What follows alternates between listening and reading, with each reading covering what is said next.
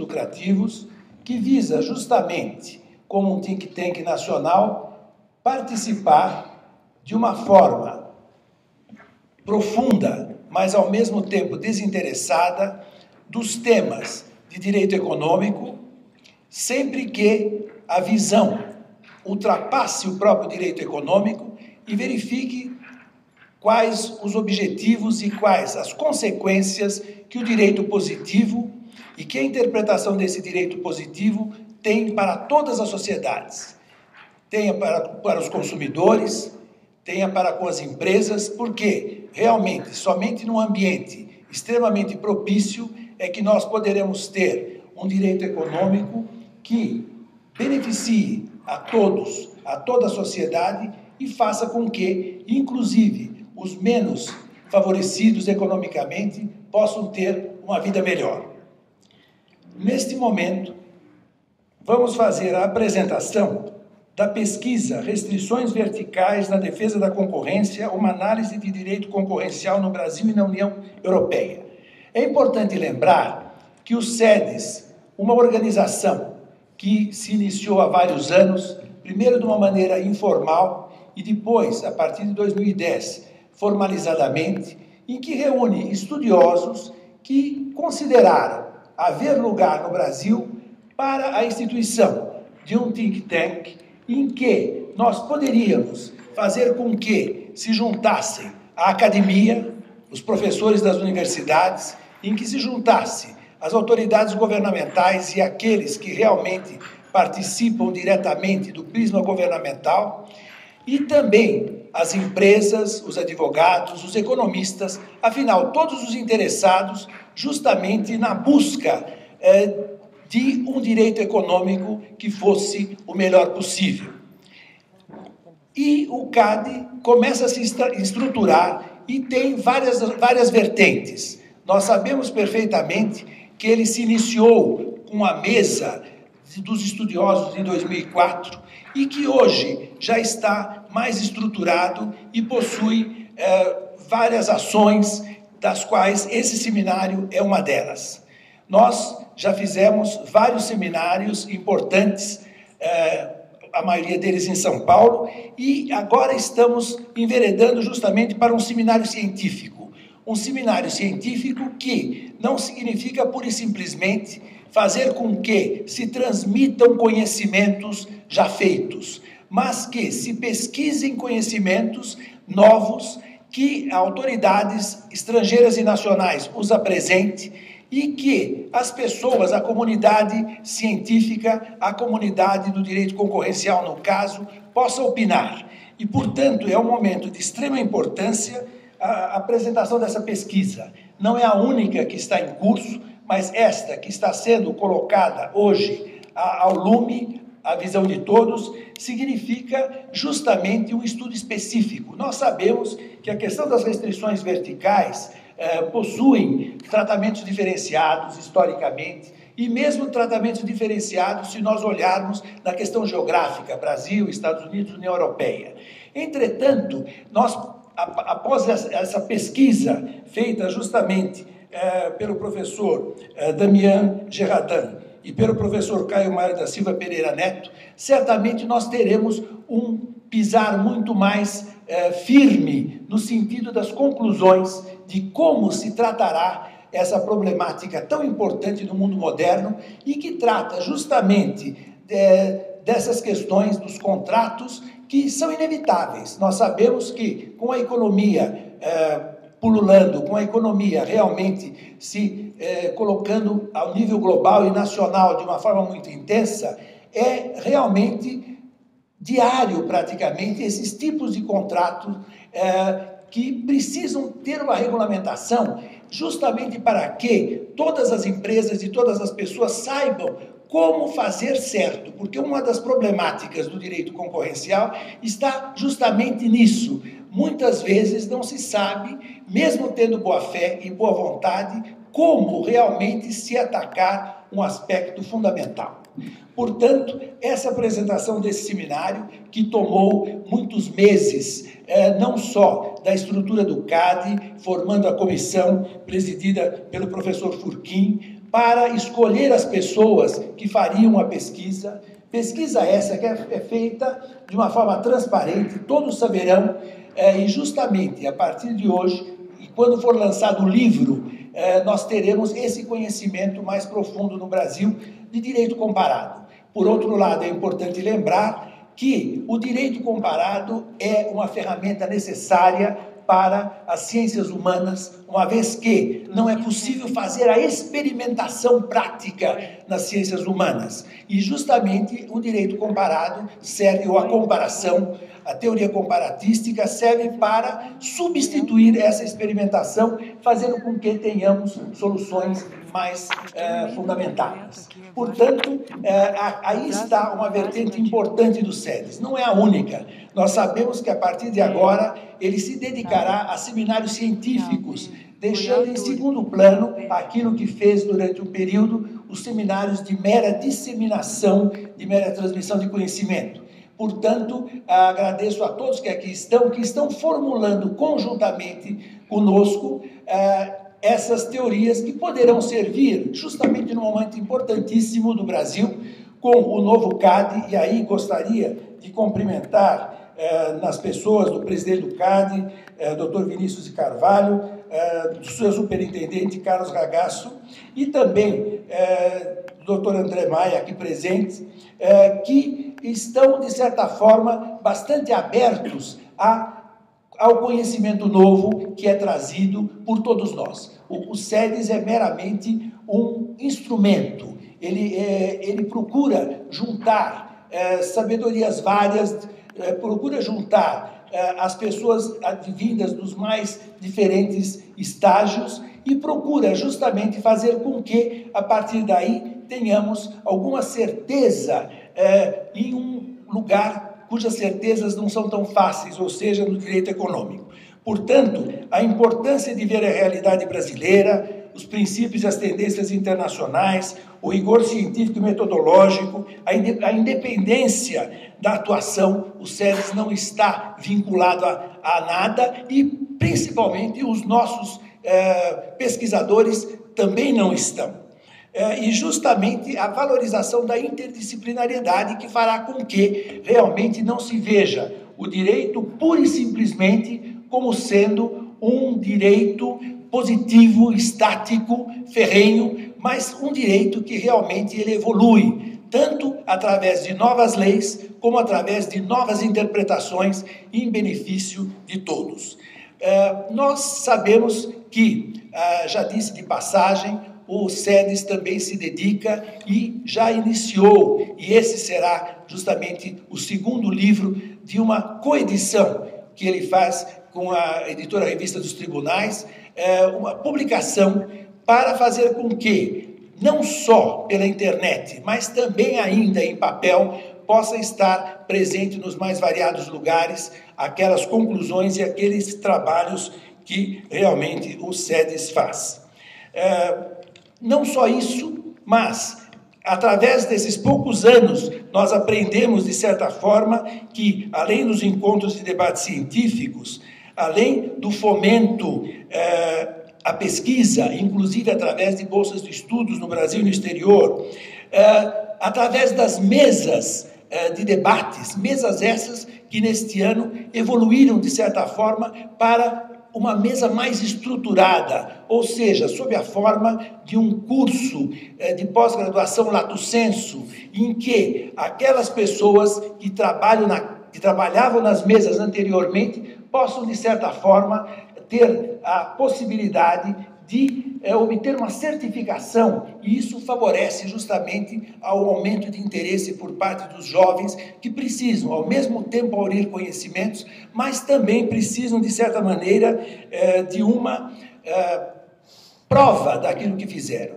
Portanto, o CEDES está aqui num momento extremamente importante e agradeço em nome de todos os que participam do CEDES. Agradeço também porque é fundamental a participação dos apoiadores do CEDES, que, muito embora não tenham uma possibilidade de interferir diretamente, mesmo porque não é esse o objetivo e nem elas querem, as empresas que fazem com que o CEDES possa continuar fazendo o que está fazendo, num crescendo muito grande, no momento em que, de certa forma, nós já estamos com tentáculos, inclusive internacionais, com convênios, não meros convênios de gaveta, mas convênios que fazem com que aqueles que trabalham, aqueles que estudam, aqueles que se dedicam ao CEDES, possam ter o acesso a universidades estrangeiras de uma forma pré-possibilitada. Assim, nós percebemos o seguinte, e para encerrar diria, nós sabemos que vai longe o tempo em que se imaginava que o saber só se fazia nas universidades. Hoje nós temos, e aqui no Brasil também, a possibilidade de que, sem detrimento nenhum para as universidades, muito pelo contrário, o saber se faz em uma série de outros locais.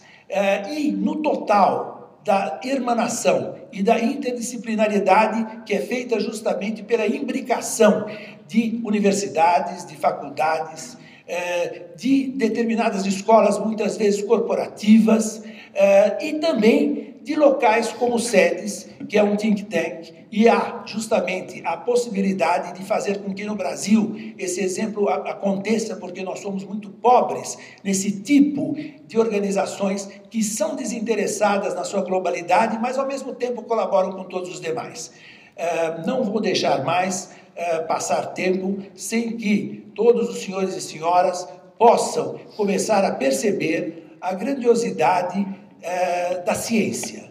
E nós muitas vezes imaginamos, nós que somos de humanidades, que nós somos, de certa forma, inferiores às das hard sciences, das ciências duras, em que eles têm verdades objetivas e nós não.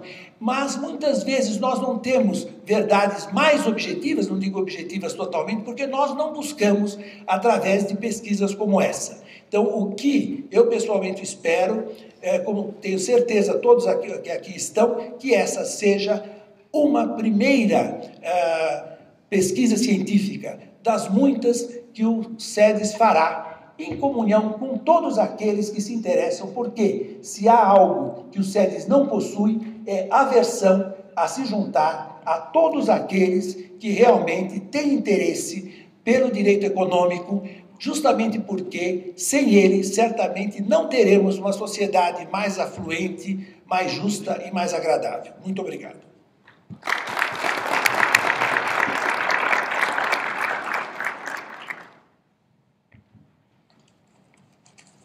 Nosso muito obrigado ao professor João Grandino.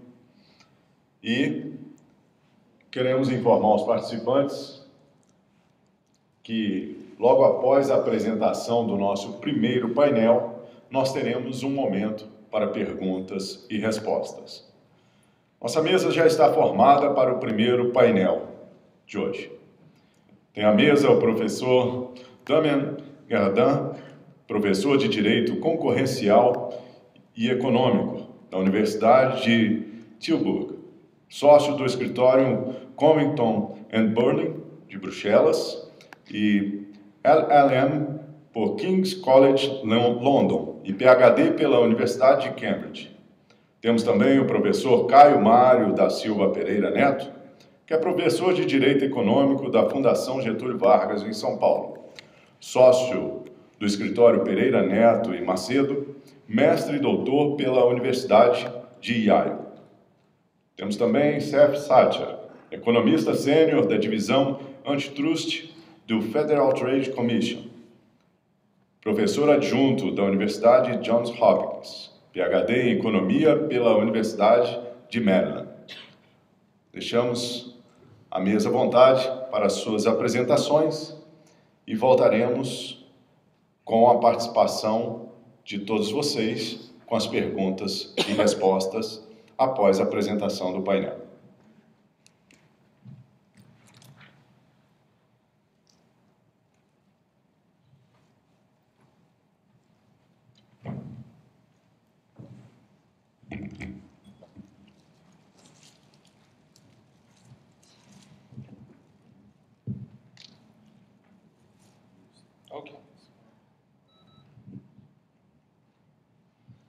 right. Well, thank you very much. I'm delighted to be here to present this report that Caio, Mario, and I wrote in the last few months at the invitation of cities.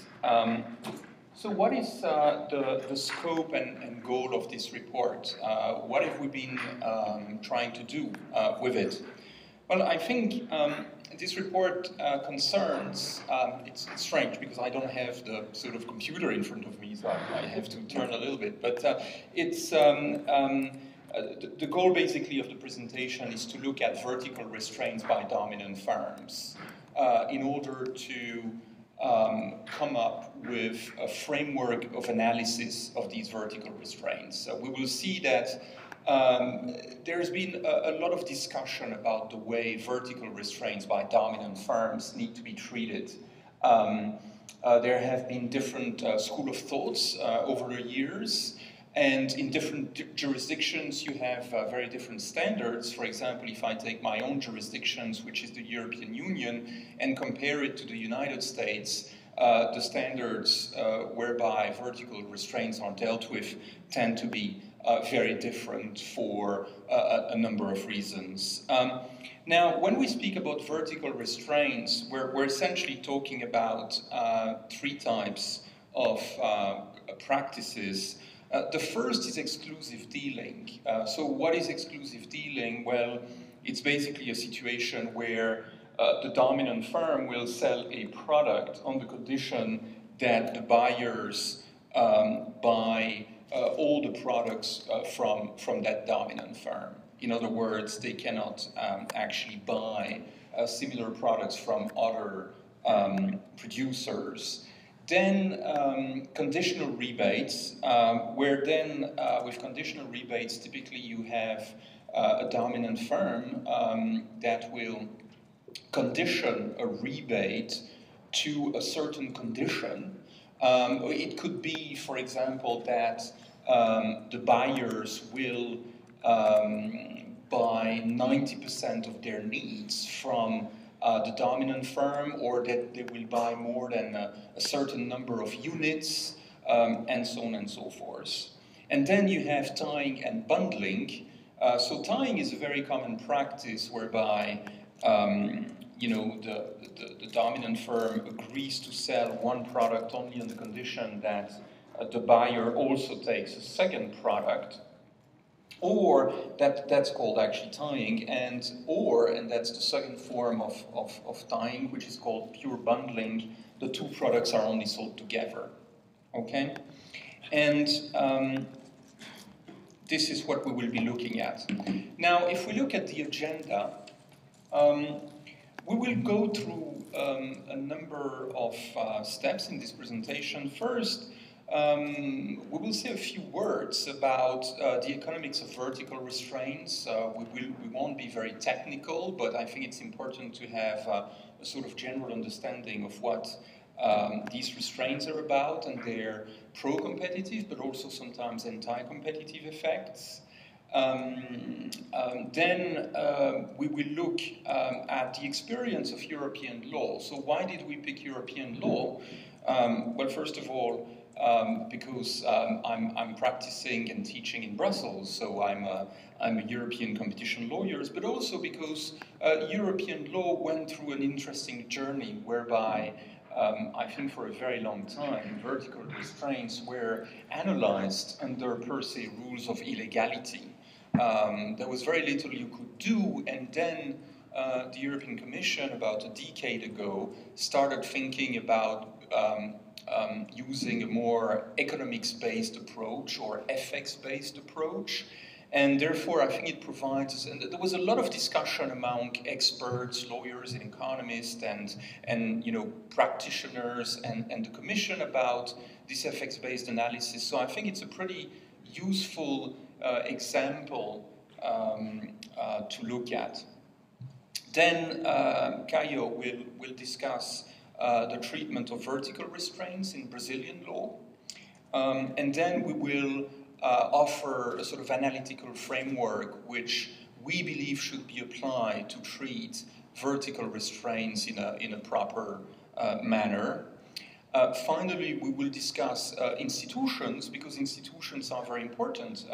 It's, of course, necessary to have good rules and good principles and a good framework, but at the same time, you need good institutions, because otherwise, these principles will not be applied in the correct manner. And here again, we will look at the EU institutions, but also and in greater depth at the Brazilian institutions, since we're in Brazil. Now, let me say a few words about the economics of vertical restraints. So as you know, over the last 60 or 70 years, there have been different schools of economic thinking with respect to antitrust in general and to vertical restraints as well. A sort of distinction is generally made between three major schools. The oldest one is the Harvard School, which is also sometimes called the structuralist school, because at the time, the leaders of that school were really focusing on what was called the SCP paradigm. In other words, you had to look at the structure, and then the structure of the market would have an impact on the conduct of corporations, which would then have an impact on performance. And that school was very much concerned about economic concentration. We're sort of terrified about the creation of very large companies, and then wanted to prevent that, but also wanted to supervise very closely the practices of these large firms. That school was somehow superseded in the 1970s and 1980s by the Chicago School, which took a very different line of thinking, because it was more of a theoretical school. Instead of spending a lot of time trying to produce empirical data on the market structure, they sort of used theoretical thinking and reasoning to analyze markets. And this school of thought was much less concerned about economic concentration. I think they viewed concentration, the creation of large corporations, as desirable because it would generate efficiencies, and these efficiencies would actually benefit consumers. It was also a much less interventionist school, and in fact, the tenets of that school believed that antitrust intervention was very largely desirable when it came to horizontal agreements like cartels, but were much less concerned about the conduct of dominant undertakings, and therefore it led to a significant reduction of enforcement in the US, especially in the 80s. And then more recently, we have a so-called post-Chicago school, also referred to sometimes as the new industrial economics, which is basically questioning some of the premises and the assumptions made by the Chicago school, and essentially looking at the sort of anti-competitive strategies that corporations may have. So it's not a school that would be as interventionist as the Harvard school, but it definitely is more suspicious about single firm conduct than the Chicago school would be. Now, of course, you can have a lot of theoretical discussion about the schools, but I think a good example about the sort of progress of economic thinking relates to tying. So, as I said, tying is a very common practice. There are many firms that tie things. You can have very simple ties. For example, in many hotels, if you buy a night, you will have the breakfast included in the package, right? If you buy, let's say, a phone, you will have earphones that is provided by the phone. But then also you can have more sophisticated forms of tying. For example, if you buy a smartphone, there will be many functionalities integrated in the phone. Now, in the first part of the 20th century, economists were sort of very concerned about tying because they thought that tying practices by a dominant firm was very often a way to basically expand their market power from the tying product market to the tied product, right? If you have a monopoly over a certain product, by tying another product to this monopoly, then you may be able to actually earn two monopoly profits. And that led enforcement authorities to adopt per se rules of illegality against tying practices by dominant firms. Now, in the 1950s, the Chicago School really questioned the wisdom of that approach, and they developed the so-called single monopoly profit theorem, whereby if you're a monopolist in one market, there's no incentive for you to try to leverage your dominant position in that market to actually capture the second market, because only one monopoly can be earned. And the classic example was if you're a monopolist in nuts, there's really no point for you to try to leverage that market power into the bolts market, because anyway you can actually extract all monopoly profits from your control of the first market. And that led them to argue in favor of per se rules of legality. So one moved from one extreme position to another position.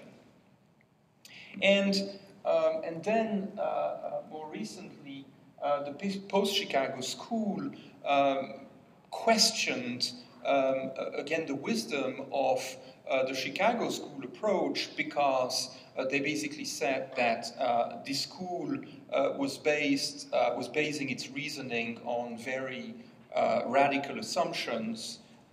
One assumption was that the monopoly goods and the tied product were used in fixed proportions, which is the case of nuts and bolts. Of course, you need a bolt for every nut, and vice versa. However, there were many complementary products which were not used in fixed proportions. In other words, if you think, for example, about printers and paper, well, you don't use printer and paper or printers and cartridges in fixed proportion. You will buy one printer and then you will use many ink cartridges. The same with game consoles and games. You will buy one console, but then you will buy many different games. And therefore, that sort of first assumption did not work. A second assumption was that the Chicago School assumed perfect competition in the tied product market, but there are actually many markets where that condition is not present. And therefore, they sort of went for a sort of more nuanced approach, whereby there may be circumstances where a tying can lead to anti-competitive behavior. So if you think about economic thinking, and tying is just one example, I could multiply examples, you see that there have been pretty significant variations in the way scholars, but also antitrust agencies, thought about these vertical restraints. Now, fortunately, it seems that most people agree on a sort of common ground, whereby these vertical restraints are generally pro-competitive, but you may have circumstances in which they're not, and then, and this is very much the purpose of this paper, then the trick is to develop a sort of good analytical framework to separate pro-competitive practices from anti-competitive ones. Now, I've been telling you that most vertical restraints are pro-competitive, but sometimes they may have anti-competitive effects. So let's clarify a little bit these pro and these anti-competitive effects. Now, if you think about exclusive dealing, there's generally a concern with exclusive dealing that if that practice leads to a large foreclosure of the market that may actually impair competition. So let's assume that you have a dominant firm and it's a market where you have 20 buyers.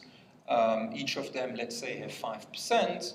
Well, if you engage in exclusive dealing with 2 of these 20 competitors, I don't think there is any reason to worry, because that means that 18 buyers will still be contestable for competitors. Now, of course, if you signed exclusive dealing agreements with 18 of the 20 buyers, then you may be a little bit concerned about the effects of that practice on competition in the market. And the reason why you may have problems if these agreements affect a significant part of the market is that it may prevent rivals from gaining scale. In many industries, if you want to be competitive, you need to have a certain scale because it allows you to realize certain efficiencies.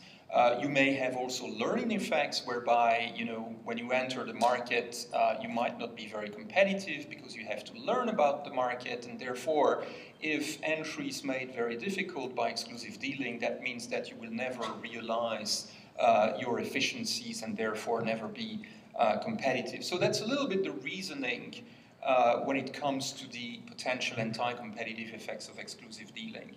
Now, at the same time, exclusive dealing arrangements may have a number of redeeming efficiencies. First of all, it may be a way to reduce uncertainty about future sales at the contractually set price. It may be also important to have the ability to engage in some exclusive dealing if you make relation-specific investment. So let's, for instance, consider that you're a power producer, and you've got a very large customer that needs to have a production plant, a power plant near its production unit, right? And then you're invited to actually build this power plant in the vicinities of that production plant. Well, of course, before doing so, you want to make sure that this customer will keep buying your electricity, because otherwise you may be stuck with a power plant that doesn't have a buyer for the energy, and therefore one way to guarantee that you will have that you will be able to amortize your investment is to have some form of exclusive arrangement with the buyer in question, right? It's for example, in the energy markets, it's very important because otherwise you may not even be able to finance or to fund your power plant, because investors or capital markets will require you to have some assurances that you will have a buyer for your electricity. It's also a way to prevent free riding, because of course, if you buy this power plant near one of your customers, then the customer might say, hey, it's good that you have actually created this power plant, but now let's rediscuss conditions because you're stuck with me, you have some cost, and therefore I want to squeeze you as much as I can. So you can sort of avoid or at least reduce the risk of these problems by having some exclusive dealing arrangements. Now, conditional rebates. Well, conditional rebates have been a subject of significant discussion in many jurisdictions. It's a very classic antitrust problem because most corporations, dominant or not dominant, offer rebates. And rebates are very common because customers ask for rebates. I think there is a sort of belief sometimes among competition authorities that it's dominant firms that really want to give rebates to their customers in order to tie their customers, but as far as I can tell, it's usually customers that require rebates because rebates are very expensive to give, and it is often, in my experience, the customers that actually set the rebates and the sort of conditionality that is attached to it because they may have their own preferences. Okay? Now, when you're talking about rebates, you're talking about many different types of price reductions. It may depend on the threshold that is used to determine when the rebates will be granted. You can have quantity rebates whereby you will have $1 off per unit if you buy more than, let's say, 1 million units. You may have market share rebates whereby you will have this dollar rebate provided you buy more than 80% of your needs from the dominant firm. And you can have, for example, gross rebates whereby you will have a rebate provided that you buy more than last year, right? So very different type of rebate depending on the threshold. Then rebates may also vary based on the scope of application.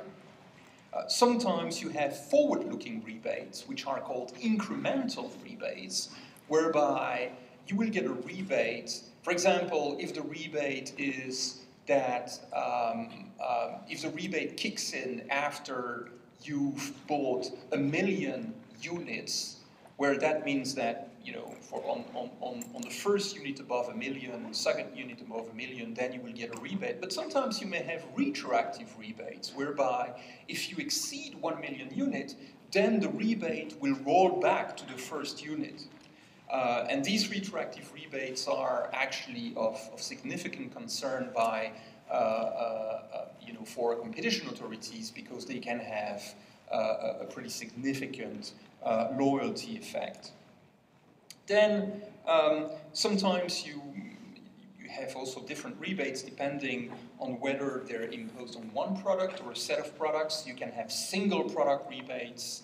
If you buy more than 20 computers, then I give you 10% on each of these computers.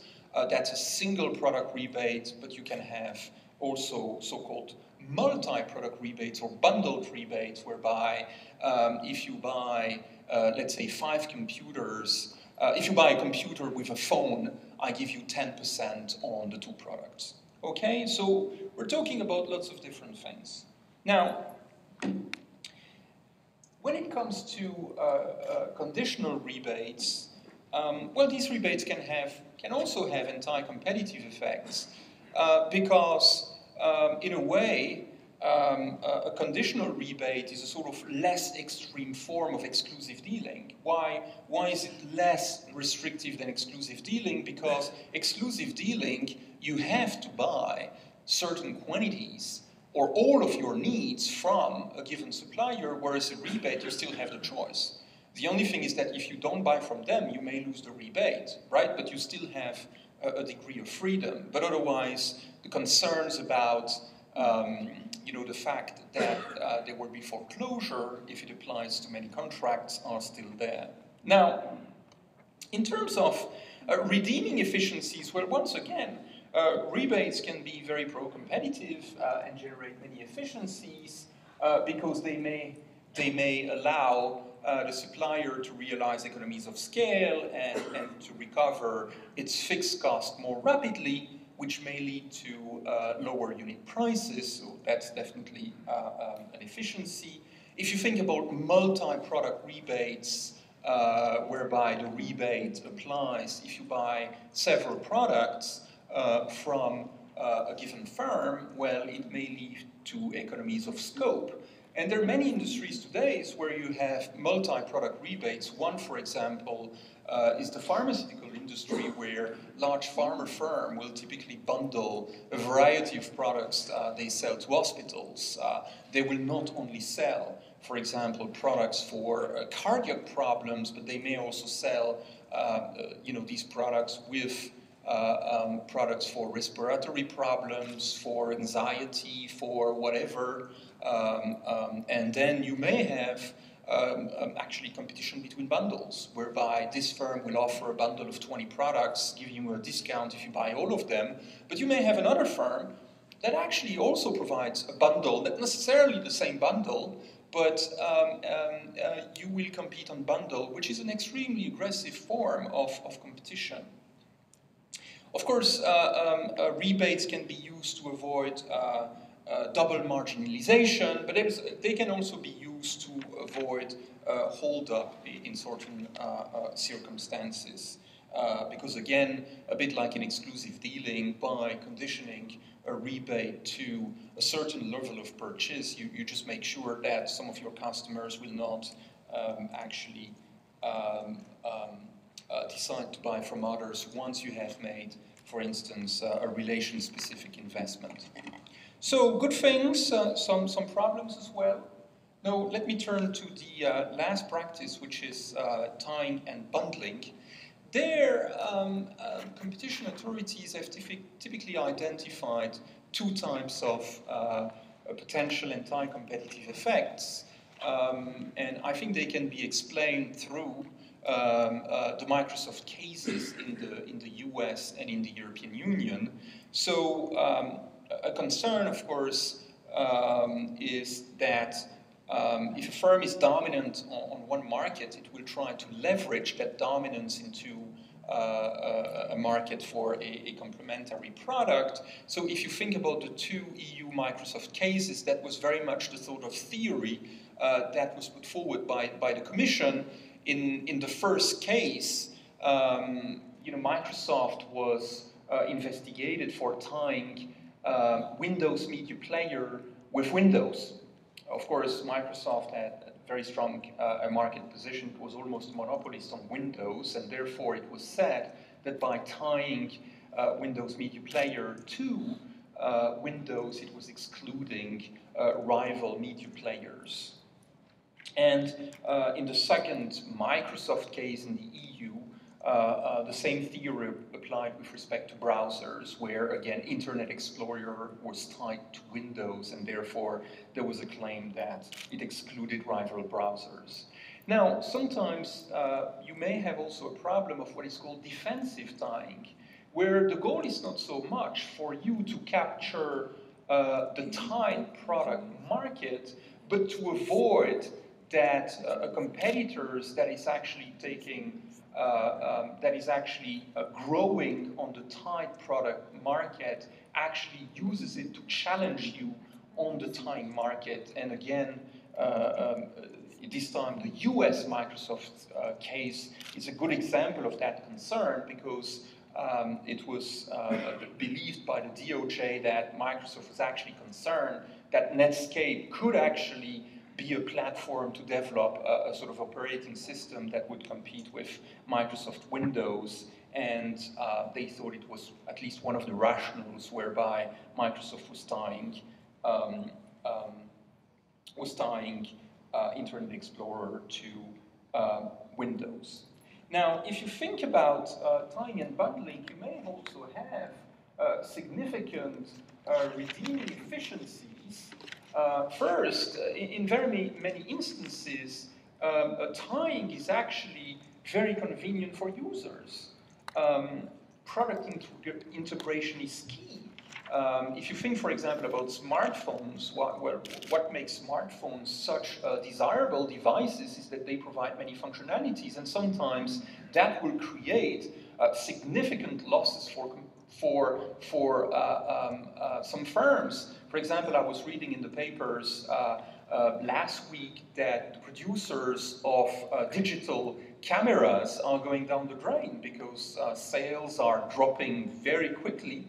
because now if you have a smartphone, you have a camera, and then why would you have a separate camera? It's actually much more convenient to just take pictures from your smartphones, because then on top of that, you can post them immediately on Facebook or Google Plus or whatever. Secondly, it may allow economies of scale in production and distribution. It's not by coincidence that if you buy a computer, you will have in the same package typically the computer, but you will have a mouse and you will have all sorts of other complementary devices. If they had to be supplied separately, it would cost much more in terms of distribution. And then, of course, you have the classic reason for tying, which is brand protection. If, for example, you have a food franchise, you may be a little bit concerned that your brand would be harmed if the franchisees bought food ingredients from relatively very cheap food ingredients, because then, of course, customers would be disappointed by the products and the value of your franchise would diminish. So it's not a surprise that typically a franchise will actually force you to some extent to buy food ingredients from itself. All right, so now that we have discussed the pro-competitive and potential anti-competitive effects of vertical restraints, let me turn to the European experience. The goal of this presentation is not to lecture you for hours on the intricacies of European law. That's really not the purpose. But I think, as I mentioned earlier, European law, which is actually the source of most antitrust regimes these days, much more than US antitrust law. In terms of exporting its rules, the European Union has been better than the United States because, of course, now you have EU competition law applying to 27 member states, but also it's part of a lot of trade agreements between the European Union and its trading partners, such as Turkey, but also all sorts of other countries, for example, in the Middle East and Northern Africa. And also it's a model which is typically easier to apply than the US model, which is based on litigation. And in order for that model to function, you need to have very strong courts and a very sophisticated judicial system, which is not present in many countries. Therefore, the sort of agency model that is proper to the European Union is quite successful as a source of inspiration. Now, one of the problems with exclusionary abuses, and this is really what we're talking about, right? I mean, if you talk about the anti-competitive effects of vertical restraints, your concern is about exclusion, right? Rivals will be excluded. The problem that we've seen in most jurisdictions is that it's very hard to find a definition of what an exclusionary abuse is about. And if you take, for example, my friend and co-author Einar Hellhaig, in a paper which was actually discussing US law, he said for decades, monopolization doctrine had been governed by standards that are not just vague but vacuous. And the same finding was made by Temple, Lang, and O'Donoghue, EU scholars, about actually the case law of the European Court, saying, well, there have been many different definitions of exclusionary abuses. For example, some cases say exclusionary abuses is not competition on the merits. But what does it mean, competition on the merits, right? Or exclusionary abuses is competition that is different from what a reasonable company would do. I mean, these sort of definitions are completely useless. And it's been a problem not only in the European Union, but also in many other jurisdictions. Now, if you look at the case law of and the decisional practice of the European Commission, between the late 1950s, when the Treaty of Rome was adopted, and let's say the mid-1990s or late 1990s, it was essentially a formalistic approach. In other words, what the Commission and what the Court was doing was to say, oh, this is a tie, and a tie is bad because it can have anti-competitive effect, therefore it's illegal. So the level of sophistication in the reasoning was not particularly great, I must say. The only advantage you could think about, but that's I think a very minimal advantage, was certainty. Since, for example, most forms of tying or rebates were per se legal, then you just knew as a company, in-house counsel or practitioner, that you just couldn't go for it. Now, and also the efficiencies that can be generated by this sort of conduct, as we've seen in my prior slides, were just not taken into account. Now, let's look at the different practices very quickly, because I don't want, as I said, to lecture you about details of European competition law.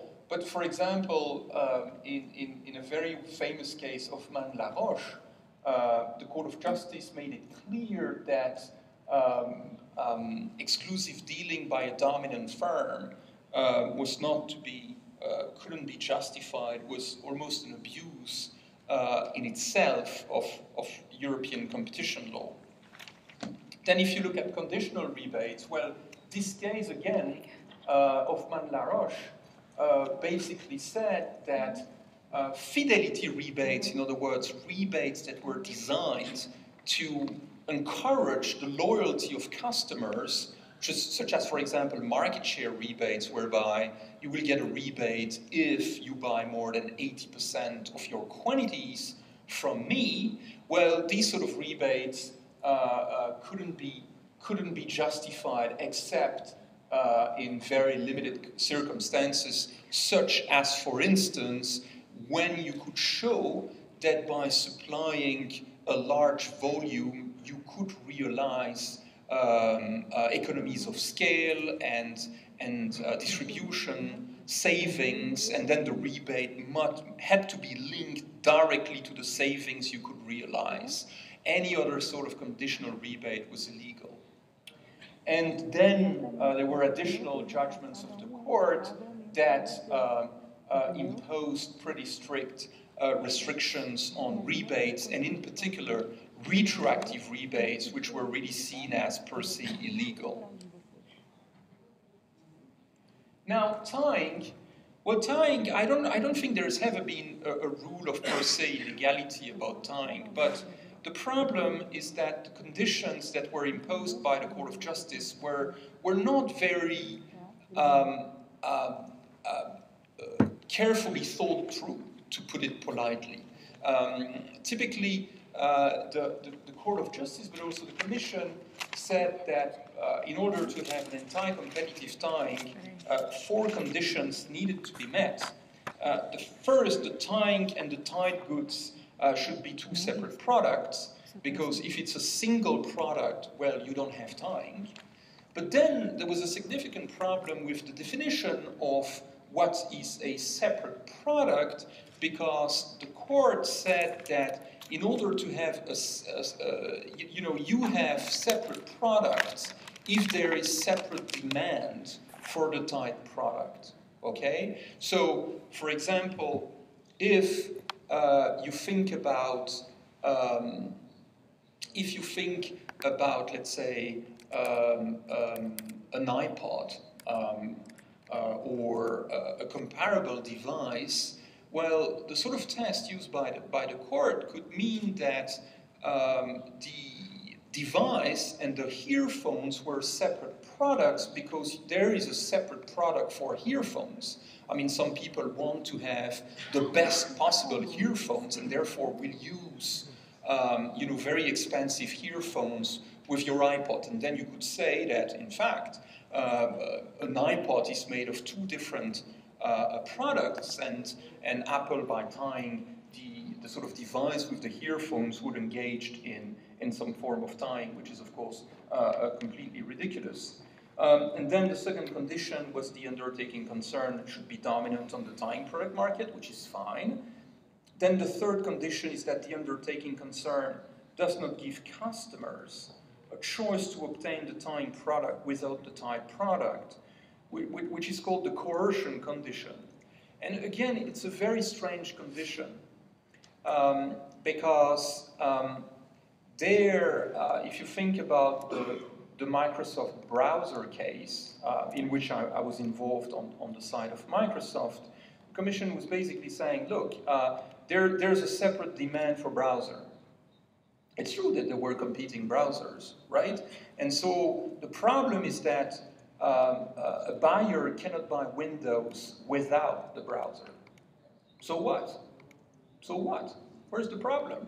In fact, many users had multiple browsers. I had actually 3 of them.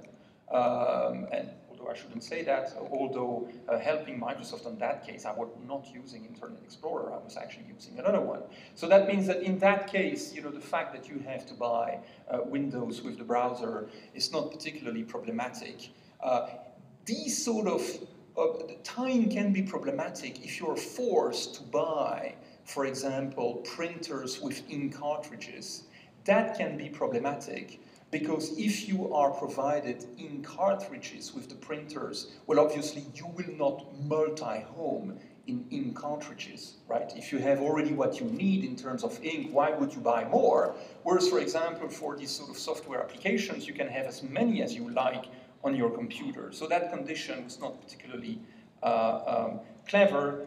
And then the final one is that the tying in question forecloses competition, which is of course very meaningful, except that it was interpreted in an extremely restrictive manner by the Court of Justice, by the General Court in Microsoft, whereby because Windows Media Player was found in on all computers, by definition, Microsoft foreclosed competition. I think a better way of doing it, and that made particular sense in the second case on browser, was to look at the effects on the market. At the time the Commission investigated that case, actually Internet Explorer was going down, whereas the rival browsers were going up. And the two had basically met the two curves had met at the end of the case. So I think the way the conditions were applied was not particularly good. Now, let me turn to the modernization of EU law of abuse of dominance. I think the turning point was in the beginning of the 21st century. For years, scholars, including some people in the audience, and David will certainly recognize itself, but I'm sure that many of you were of the same view, people were saying, look, I mean, this sort of per se rule or quasi-per se rules of illegality doesn't make much sense. I think you need to have a more sophisticated approach. And it took a bit of time for the Commission to react, but then suddenly in September 2005 at the Fordham Conference, Nelly Cruz made an announcement whereby the Commission would actually move to an ethics-based approach. And that led 3 years later to the adoption of a guidance paper, which is, I always have mixed feelings about the guidance paper because I think it's a very good document and I think it's a good framework, and therefore I would encourage you to look at it. I think there are many good ideas. I think where it gets a little bit problematic is that very often there's a principle and then there's a sort of exception to the principle that ruins the wisdom of the principle. But never mind, I think generally it's a pretty good document. Now, one of the problems is that the Commission does not always follows the guidance paper. When they face a difficult case in court, then they like to revert to the sort of per se approach of the Court of Justice. But never mind, I think it's certainly a good framework for reasoning. And I think that among the merits of the guidance paper is that it provides a definition of anti-competitive foreclosure. which, as you can see, I've got the quote at the bottom of the slide. There are two components to anti-competitive foreclosure. The first is that competition on the market must be impeded so as to lead to consumer harm.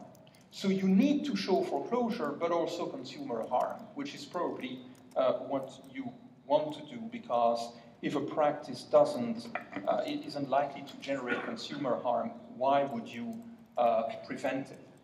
Then you've got other aspects which are actually interesting. There's really an emphasis on the need for the Commission to provide cogent and convincing evidence. You cannot just assume things away, you need to show proper evidence. And my experience is that it's very often where cases are won or lost, it's on the quality of the evidence, because it's hard to beat the facts. Then the Commission says that it will generally use counterfactual analysis.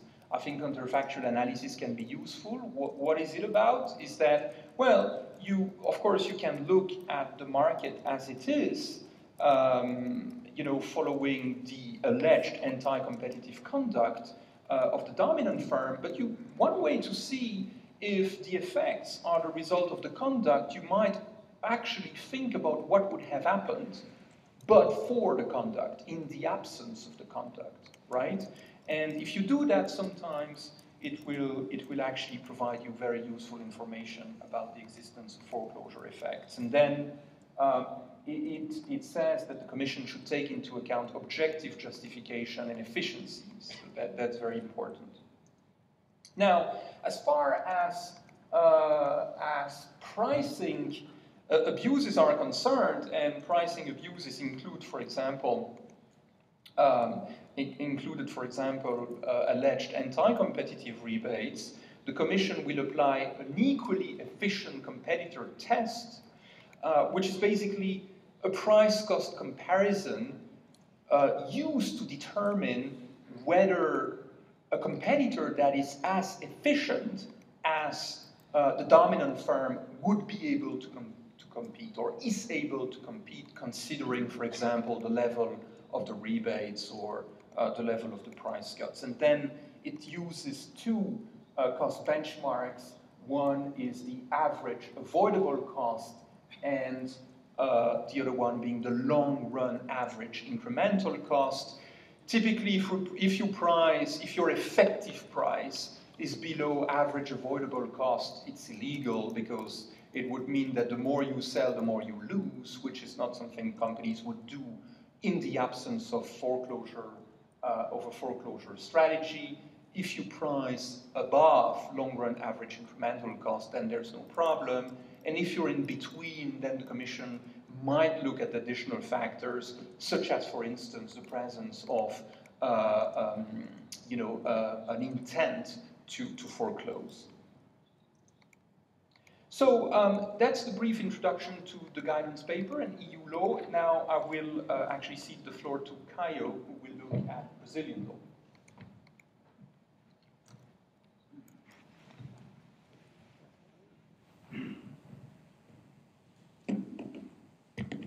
Thank you, Damien. I'll shift to Portuguese now, so our foreign guests, please move to the translation.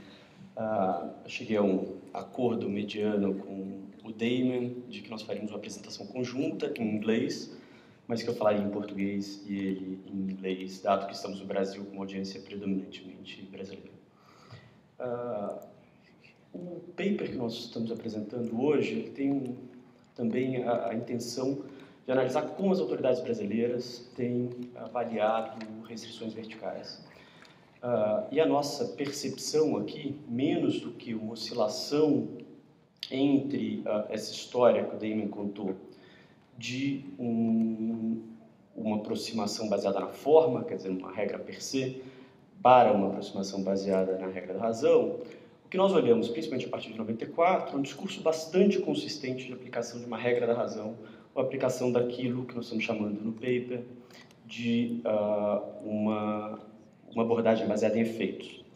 Acontece que, avaliando os casos, ou analisando os casos brasileiros, nós chegamos à conclusão que há uma variação muito grande no estándar de prova utilizado, apesar do discurso ser consistentemente focado numa análise baseada em efeitos. E é isso que eu vou procurar resumir brevemente aqui para vocês. Bom, pelo menos desde 1994, da Lei 8884, e a redação se mantém praticamente idêntica na Lei 2529, a nova Lei Antitruste, publicada em 2011, no ano passado. A redação da lei é muito clara em focar a caracterização de uma infração sempre baseada em efeitos. Quer dizer, a infração vai ser definida na lei a partir de determinados efeitos anticompetitivos. E a lei, então, lista uma série de infrações que, caso identificados aqueles efeitos anticompetitivos, serão considerados ilícitos, né? Essa é a metodologia da lei, muito conhecida para todos aqui, que na lei antiga, Lei 8884, era focada na estrutura dos artigos 20 e 21. E na lei nova é focada na estrutura do artigo 36, que basicamente trouxe uma combinação, mantendo praticamente a mesma linguagem dos artigos 20 e 21 da lei antiga. Do ponto de vista de guidelines, do ponto de vista de guias de análise, o que nós tínhamos e temos até então é só a Resolução 20, bastante antiga, publicada em 1999, que traz um guia bastante genérico de análise de condutas, incluindo restrições verticais. Esse guia também claramente indica uma análise baseada em efeitos, claramente indica uma análise baseada na regra da razão e não em qualquer tipo de regra per se. Então ele foca em questões como o poder de mercado das empresas, como os efeitos da restrição vertical sobre uma parcela significativa do mercado-alvo dessa restrição e também sobre as eficiências que devem ser levadas em conta para contrabalançar potenciais efeitos negativos. Ou seja, basicamente, tanto a lei quanto a resolução que estabelecia um guia de análise ou critério de análise desde 1999 trazem claramente um discurso de uma análise baseada em efeitos e de uma análise baseada na regra da razão, sendo que o grande foco é fechamento de mercado nesse tipo de conduta. Muito bem. Nessa pesquisa, nós revisamos basicamente casos desde 2000, então nos últimos 12 anos, o que eu acho que nos permite pegar os casos já a partir do momento, após aquele período muito inicial da Lei 8884, entre 1984 e 2000, e pegar a última década de análise. Nós olhamos basicamente em torno de 115 casos, a maior parte dos casos, e sobre essas três condutas, né, acordo vertical, descontos condicionados e venda casada. A maior parte dos casos são casos de exclusividade, cerca de 80 casos são casos de exclusividade, pouquíssimos casos de descontos condicionados, menos de 10 casos, em torno de 30 casos de venda casada julgados nesse período. Não são tantos casos assim, o que mostra também um reflexo daquilo que foi a prioridade das autoridades nos últimos anos, que foi o combate a cartéis.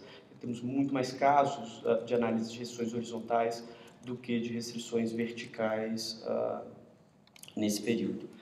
Então, o que nós achamos olhando para esses casos? E só um pequeno parênteses, a nossa análise é uma análise eminentemente qualitativa, a gente não está tão preocupado em uma análise quantitativa, entender quantos casos foram condenados ou quantos casos deixaram de ser condenados.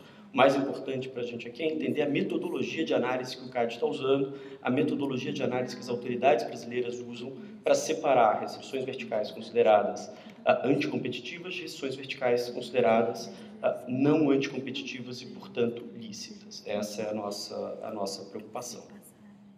E o que nós achamos olhando para esses casos são basicamente dois elementos. Esses casos consistentemente fazem referência à regra da razão, esses casos consistentemente fazem referência a uma análise baseada em efeitos, como era de se esperar a partir da legislação brasileira e a partir dos guidelines existentes nesse período.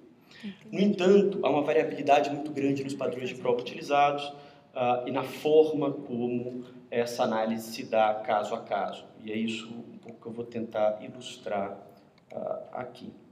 E só um elemento adicional, essa variabilidade faz com que, em alguns casos, a análise baseada em efeitos seja quase equivalente a uma análise per se. Por quê? porque o dito efeito potencial mencionado na lei ou o escopo da conduta também mencionado na lei são utilizados para definir uma infração mesmo na ausência de efeitos concretos e muitas vezes uma análise bastante hipotética da possibilidade de efeitos. É isso que nós verificamos. Bom, um breve panorama da análise que nós fizemos, um slide por conduta que foi analisado.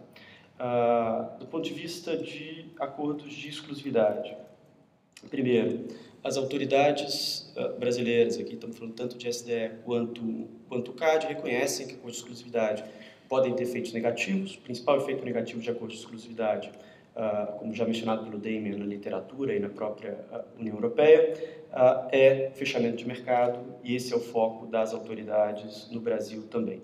A grande questão é a definição de fechamento de mercado, a mensuração desse fechamento de mercado, porque muitas vezes a análise de fechamento acaba sendo relativamente vaga e uma análise que não entra em detalhes sobre como se opera o fechamento de mercado naquele caso concreto.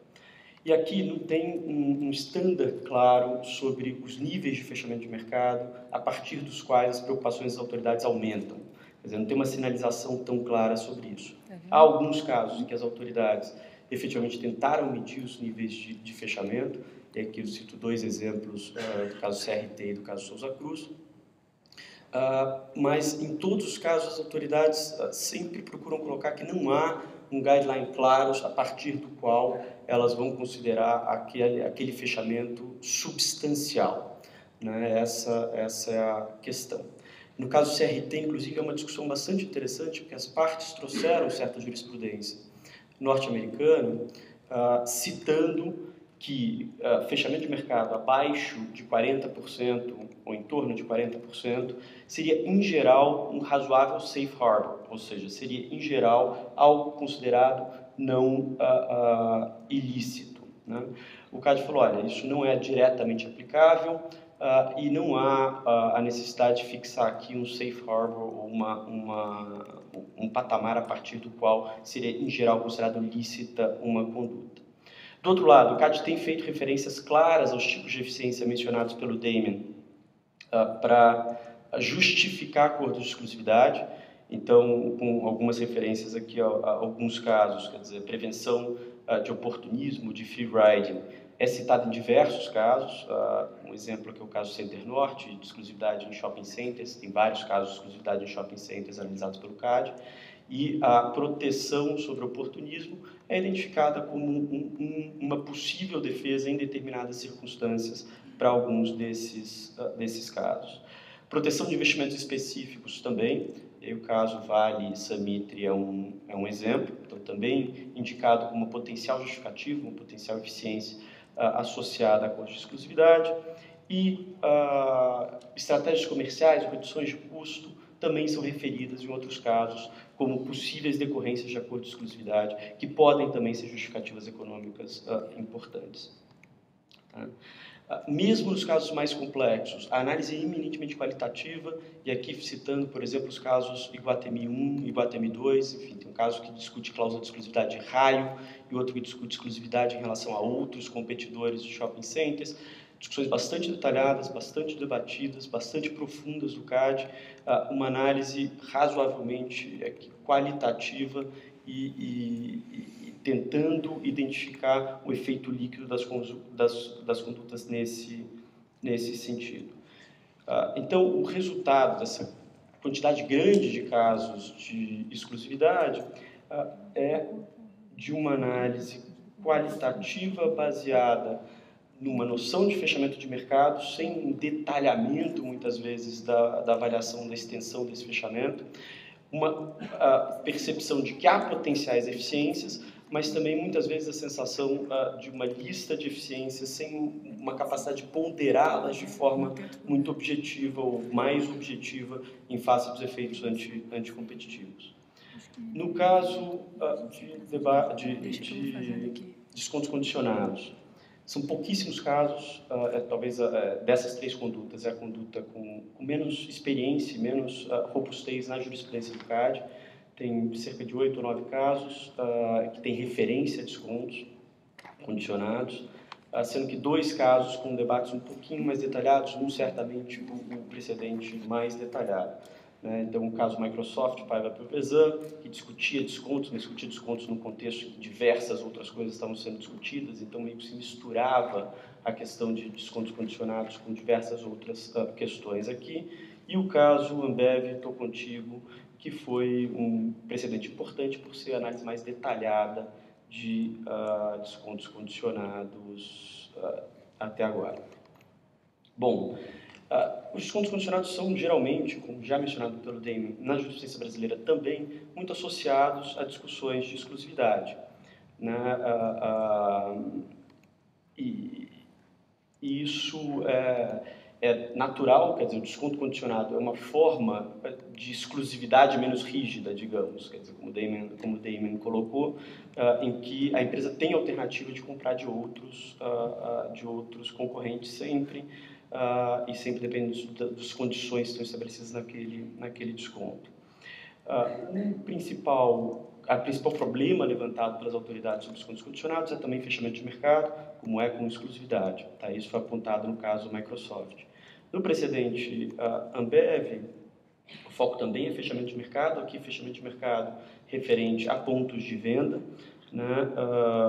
e a decisão foi focada nos descontos, analisando aqui o caráter não linear de descontos, que no caso eram prêmios distribuídos pela Ambev. Houve uma tentativa bastante preliminar de simular qual seria o tamanho dos descontos necessários por terceiros para replicar aqueles descontos ofertados no caso, e também houve algumas pesquisas realizadas com pontos de venda sobre a percepção de exclusividade associada àqueles descontos. Quais os problemas nesse caso? Não teve nenhuma medição efetiva de fechamento de mercado, tal qual em vários casos de exclusividade. Não tem um dimensionamento claro, concreto e detalhado de qual o tamanho do fechamento de mercado para avaliar se há um efeito anticompetitivo associado a essa prática.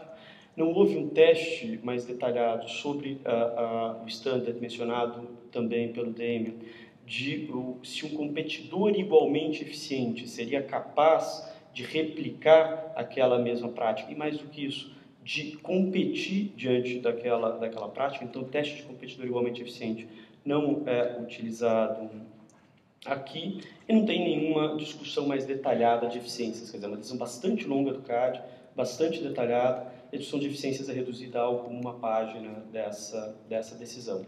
Então, de novo, a gente vê a aplicação da discussão de fechamento de mercado, a gente vê a referência a eficiências, ou seja, o discurso de uma análise baseada em efeitos na linha daquela discutida na literatura internacional, uma necessidade de aprofundar os critérios a serem utilizados. E aqui, com detalhe, a SDE menciona, num certo momento, uma referência a níveis de fechamento de mercado inferiores a 15% em várias circunstâncias alegadas pelas partes. Mas isso não é detalhado na análise do caso. O discurso na condenação ele é muito focado nos efeitos potenciais e no escopo da conduta, que haveria uma intenção, haveria de alguma forma um escopo de restringir a competição e certamente um efeito potencial. Logo, seria desnecessário entrar em discussões mais detalhadas sobre o nível de fechamento do mercado. É um pouco esse o discurso nessa decisão especificamente. E nos casos de venda casada, temos mais ou menos 30 casos analisados nesse período, a maior parte deles simplesmente arquivados de forma bastante sumária, que deveriam ser mesmo, eram acusações muito pouco robustas. O foco da análise ele é estruturado basicamente nos termos da literatura internacional e mencionados na União Europeia também.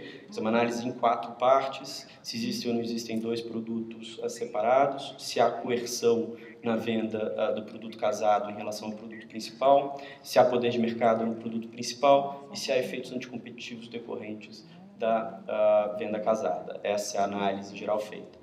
maior parte dos casos, talvez mais de 70% dos casos, são arquivados nas 3 primeiras etapas aqui dessa análise, ou seja, sequer chegaram a ser analisados se haveria efeitos líquidos anticompetitivos nesses casos, porque não haveria nenhuma das condições preliminares necessárias para se avaliar no detalhe a venda casada. Um caso mais detalhado do ponto de vista de metodologia é a discussão do caso Matec. Ele é em geral descrito como um caso de recusa de venda, que havia recusa de venda de determinadas partes sobressalentes de grandes centrais telefônicas, mas ele também pode ser descrito como um caso de venda casada aqui entre serviços de manutenção e peças sobressalentes. O que é interessante nesse caso é que há, de fato, uma discussão razoavelmente detalhada sobre potenciais eficiências associadas à venda casada. Então, argumentos de um único produto integrado, argumentos de proteção de free riding, argumentos de proteção de marca e de qualidade, sendo analisados em algum grau de detalhe, mas o CADE rejeita todas essas eficiências alegadas pelas partes.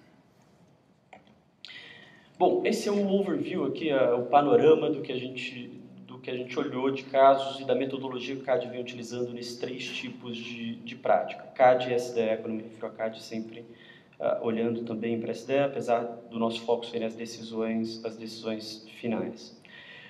O que nós identificamos, então, é uma análise baseada em efeitos, é uma análise baseada na regra da razão, a consideração de eficiências nessa discussão, mas uma variação muito grande de padrões de prova, basicamente associada à força que o CADE dá, ou ao peso que o CADE dá, a argumentos de efeitos potenciais e de escopo da conduta.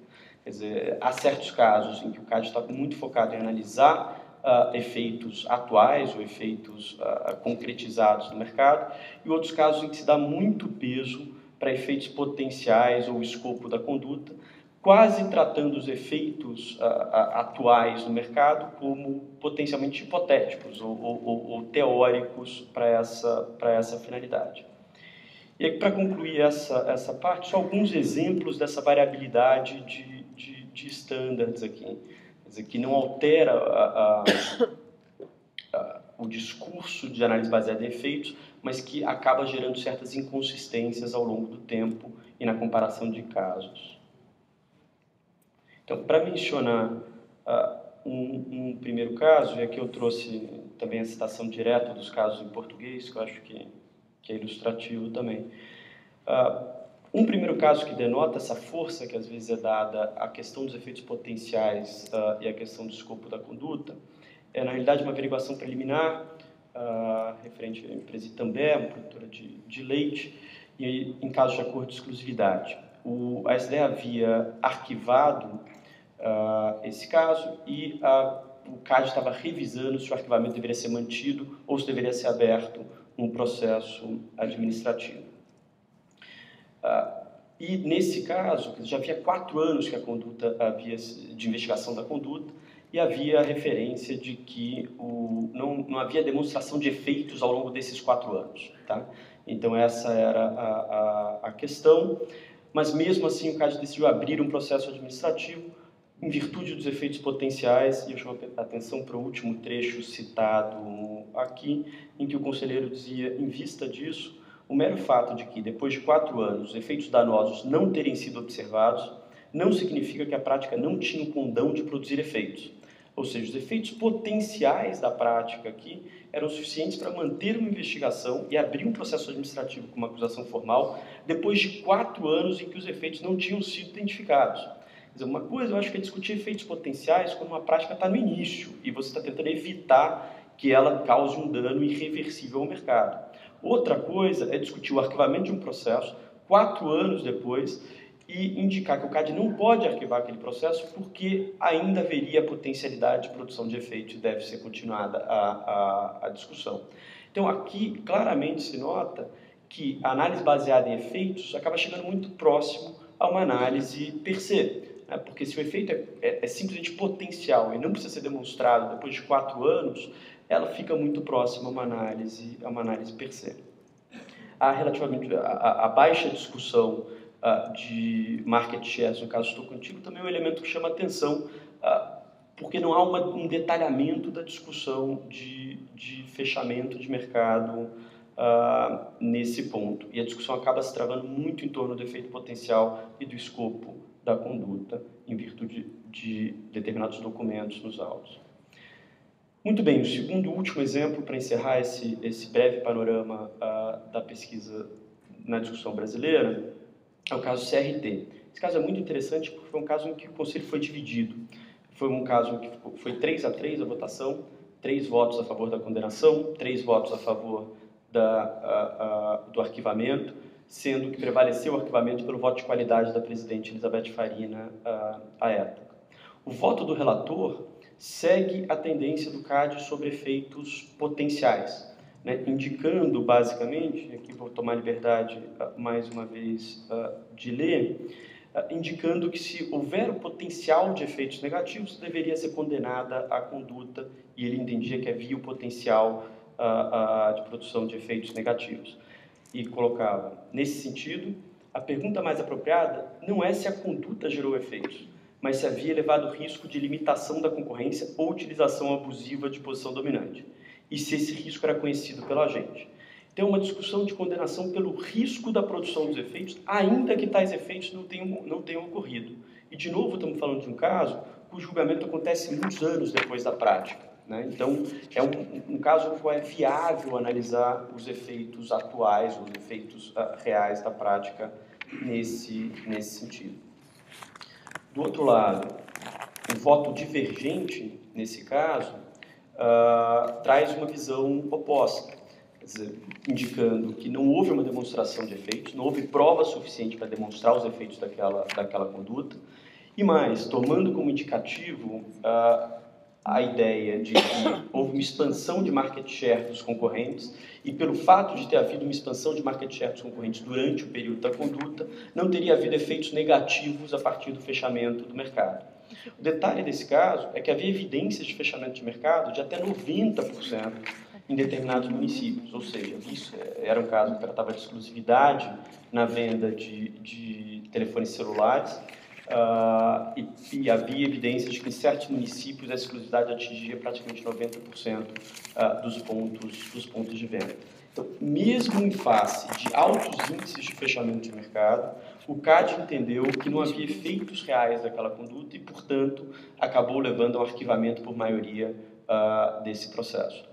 Muito bem, é muito difícil conciliar o desfecho do caso CRT de um lado, em que havia evidências muito relevantes de fechamento de mercado e ainda assim outras evidências de que os efeitos não foram negativos, foram suficientes para arquivar o caso, e o caso de També, em que havia evidências relevantes de nenhum efeito produzido em 4 anos e ainda assim se entendia que deveria manter uma investigação em virtude dos efeitos potenciais. É essa variabilidade de estándares de prova, não obstante o discurso consistente sobre uma análise baseada em efeitos, que acaba levando a certas inconsistências na jurisprudência brasileira. E aqui é onde nós procuramos indicar que, por razões muito diversas, o Brasil e a União Europeia estão em momentos similares de necessidade de definição de estándares mais detalhados para análise de restrições verticais. Inclusive, tem sido esse exatamente o discurso das autoridades recentemente, de indicar que estão preparando diversos guias de análise, de indicar que estão aprofundando o detalhamento da metodologia de análise de diversas condutas e de atos de concentração.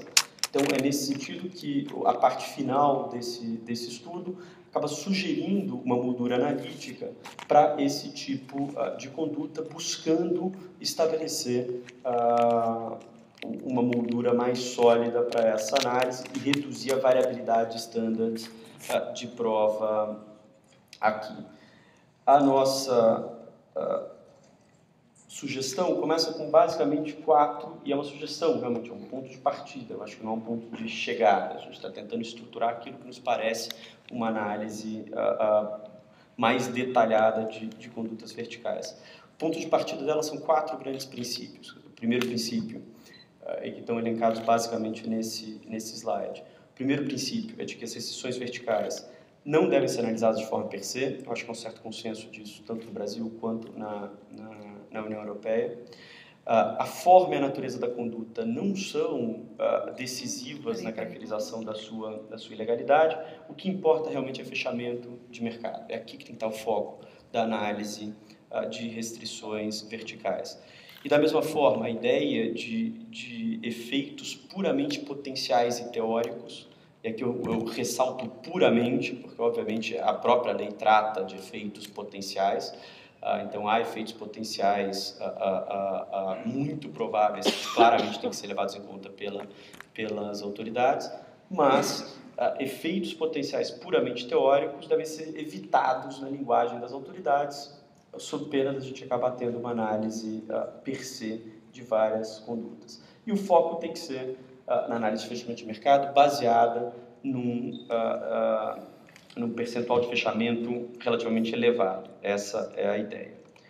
O grande standard a ser utilizado na nossa visão é o standard de um competidor igualmente eficiente. E a ideia aqui é de que as autoridades não devem proteger competidores menos eficientes. A defesa da concorrência deve sempre estar focada em garantir a maior eficiência possível no mercado e, nesse sentido, só é uma infração aquilo que impede um competidor igualmente eficiente de atuar no mercado. E, finalmente, deve haver um importante foco no prejuízo ao consumidor, né, e que esse foco, então, leve em conta eventuais eficiências e eventuais efeitos positivos também das condutas. E o que nós fazemos é tentar aplicar esses 4 princípios aos 3 tipos de práticas analisadas no estudo. Então, eu vou brevemente mencionar essa aplicação nos casos de exclusividade. Vou passar a palavra para o Damien concluir sobre os outros 2 tipos de condutas. No caso de exclusividade, eu acho que a postura das autoridades é correta, dizer, não há uma fórmula matemática para indicar que acordos de exclusividade são negativos e, portanto, devem ser considerados uma infração e que acordos de exclusividade não devem ser considerados uma infração. Mas há uma série de fatores bastante objetivos que devem ser analisados pelas autoridades para fins de mensuração, para fins de avaliação do grau de fechamento de mercado. O primeiro, talvez mais importante deles, é a extensão dos acordos de exclusividade, quer dizer, quanto do mercado está afetado por aqueles acordos, e aqui quanto do mercado, tanto em número de pontos de venda, por exemplo, quanto em volume de vendas, enfim, há diversas métricas possíveis aqui, mas a extensão da cobertura dessas cláusulas de exclusividade é absolutamente fundamental para a análise de fechamento. Segundo, a duração das cláusulas de exclusividade, quer dizer, quanto mais longas, elas são potencialmente problemáticas. Quanto mais curta a duração, menos problemáticas tendem a ser as cláusulas de exclusividade. E, finalmente, a existência de outras cláusulas laterais, por exemplo, com cláusulas ditas English clauses ou cláusulas inglesas de preferência na renovação de contratos, também acabam afetando o grau de abertura nesse mercado aqui.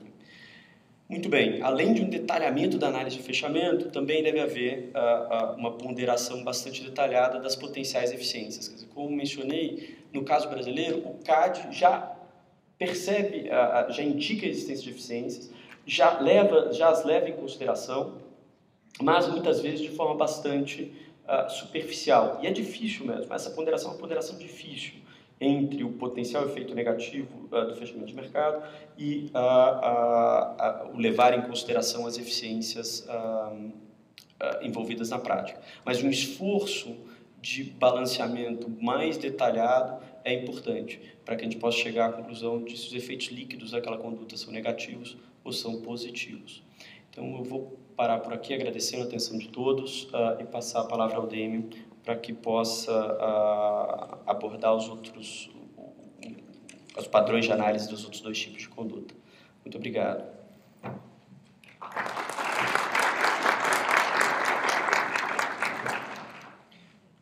Well, thank you, Caio. Let me turn now to the conditional rebates. First of all, I think one of the great interest of working on European law and Brazilian law was really this interesting discovery that